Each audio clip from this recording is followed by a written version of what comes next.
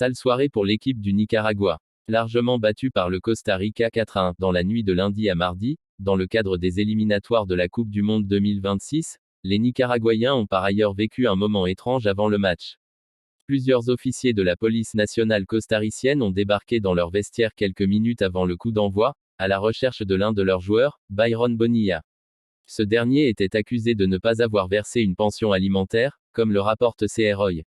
Le chef de la police Marlon Cunillo a indiqué que la Fuerza Publica avait été sollicité pour procéder à l'arrestation du joueur, comme l'ordonnait une ordonnance du tribunal.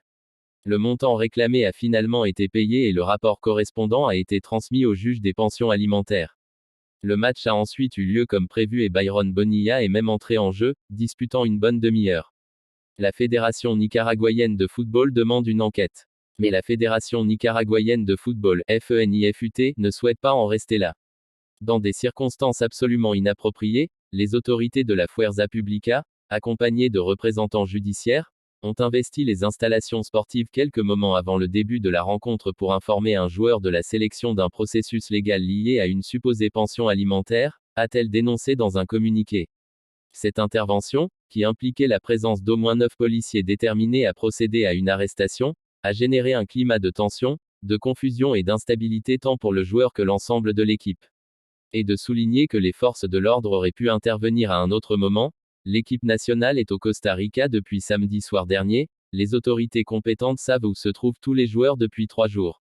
Il est donc inacceptable que cette opération policière et judiciaire ait été menée quelques minutes avant le début du match, affectant directement la concentration et la performance du représentant national. Si elle réaffirme son respect absolu de l'état de droit et des lois en vigueur dans tous les pays où elle participe, la Fédération nicaraguayenne de football rejette catégoriquement la manière, le moment et le contexte dans lesquels cette action a été menée, compromettant l'intégrité émotionnelle du joueur, perturbant la préparation de l'équipe et violant l'esprit sportif qui doit prévaloir dans toutes les compétitions internationales. Elle a demandé à ce que cet incident fasse l'objet d'une enquête de la part des autorités sportives compétentes et de la FIFA, et que les mesures nécessaires soient prises pour garantir que des situations comme celle-ci ne se reproduisent plus jamais dans une compétition officielle.